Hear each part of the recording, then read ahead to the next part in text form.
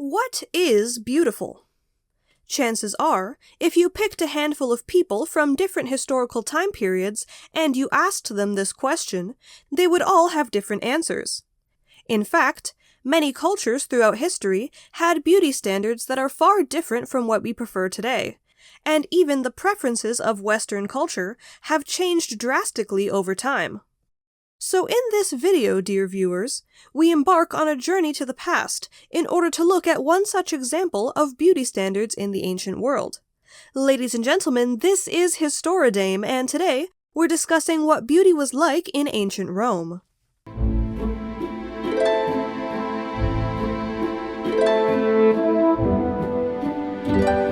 While there are some first-hand accounts that give us a glimpse into what beauty standards of ancient Rome were like, much of what we have learned comes from art.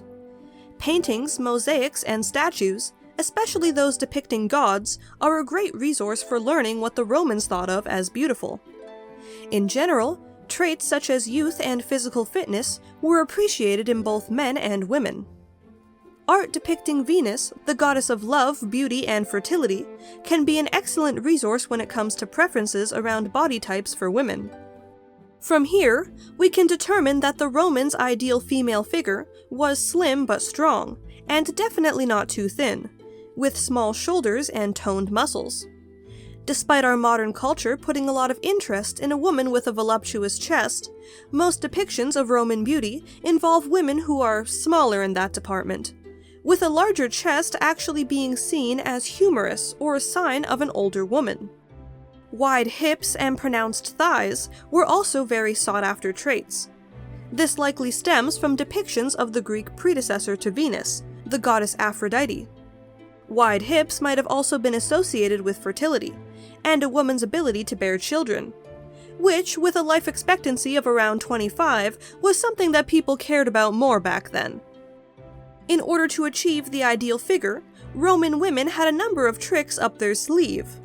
To decrease the size of their chest, young girls could wear a strophium, which was pretty much the ancient equivalent of a sports bra. This garment was worn tight around their chest, with the belief that it would inhibit future growth. In contrast, those who were unfashionably slim could wear full, thick clothing to pad out their appearance.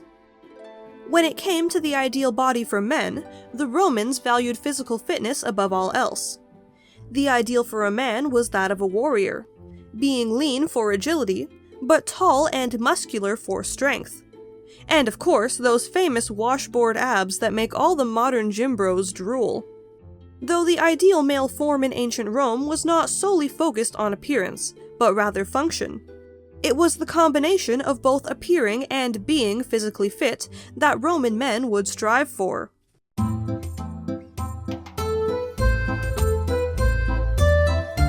But of course, beauty is not just your body shape. It is also made up of the finer features in life, such as personal grooming and presentation. Cleanliness was a big part of Roman culture, as is evident by the famous Roman bathhouses. Much like today, personal hygiene and maintaining your appearance was important when it came to the perception of beauty. Having healthy hair, nails, and skin was prized among members of both sexes, with moisturizing products and skin oils being common in daily life. The removal of body hair was also a large part of personal hygiene. Both women and men would remove body hair routinely after bathing, though while women would remove just about everything, it was frowned on for a man to be entirely hairless. They would instead have to walk the delicate line between being shaved enough to appear well kept, but not too shaved so as to be considered effeminate. Regardless, the one area of hair removal that was universal was armpit hair, with some powerful men such as the emperor even having dedicated slaves to assist with this task. The ancient Romans also had access to many cosmetics that could help people achieve their desired look, though this could come with some strings attached. Roman attitudes towards makeup were a double standard. Using small amounts in order to preserve natural beauty was acceptable. However, wearing too much makeup was seen as immoral. For those that had incredibly strict views, or just hated that women wanted to enjoy things, heavy makeup users were frowned upon, and could even be accused of witchcraft. I just love the picture of men in ancient Rome seeing a woman covering up her acne or something and being like, "Witch! Witch! She's a witch!" Part of the beauty standards for women included having flawless pale skin, which showed that you were wealthy enough not to have to work. Roman women could achieve this through face powders, such as chalk or white lead. They could also add to their look with some rouge on their cheeks or line their eyes with kohl in order to appear healthy and youthful. Perfume was also available and was incredibly popular, much to the distaste of some men, who sulked in many historical accounts about their wives wearing it.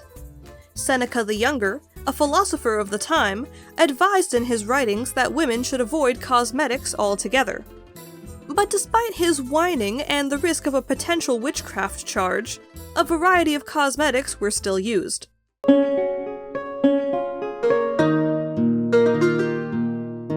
Hair color and styling were also an important aspect of Roman beauty. Men's hairstyles in ancient Rome were often simple and chosen for function over form, with most making choices based on their occupation. Those who were soldiers, for example, preferred short hairstyles that were hygienic and easy to maintain. With the possibility of spending years on the battlefield, an elaborate hairstyle or long beard was just not practical. Not to mention that you would not have access to the products needed to maintain it. For the average Roman citizen, however, a longer beard and hair was more achievable. Hairstyles for women were far more elaborate than their male counterparts. Part of the Roman ideal for beauty was to have thick, light-colored hair, with blonde being particularly sought after. During the Roman Republic, women's hairstyles were more simple, taking after popular styles from ancient Greece, with hair parted straight down the middle and combed into a tight knot behind their head. By the end of the Republican era, women's hair became more complex. Hot instruments began to be used in order to have curls, and a variety of braided hairstyles became prominent in society. Hair could be curled into tight ringlets, arranged into buns or braids, or styled over a frame, kind of like an ancient version of the bumpet from those infomercials in the 2000s. But of course, having such intricate hairstyles meant that you needed to have long and thick hair, so it was not uncommon for upper-class women to use hair extensions or even wigs. But all these hairstyles took time. The wives of influential men could sometimes spend hours of their day just working on hair alone, and would even have dedicated slaves for this purpose, known as tonsors, to curl and style their hair. Since blonde hair was so prized, some individuals went to many lengths in order to change their hair color. Upper-class women would shave the heads of their blonde slaves, and then use that hair to make wigs. Those of lesser means might attempt to dye their own hair, with methods such as mixing goat milk and ash before letting your hair dry in the sun. Between all the curling, styling, and dyeing, an ancient Roman's hair took quite the beating, and often ended up damaged. Though for many, this was a small price to pay. It appears that some things at least never change. Women today are still ruining their hair with hot tools and products, caking their faces in makeup, and doing whatever they can to have the body shape that society tells them is in that year. Maybe we should all just do what we want and stop worrying about it altogether. But of course, that's probably not going to happen. So would you be considered beautiful in ancient Rome? Let me know down in the comments. If you want to see more content like this, you can also subscribe to my channel and keep up to date on all the fun history videos of the future. But for now, I bid you farewell.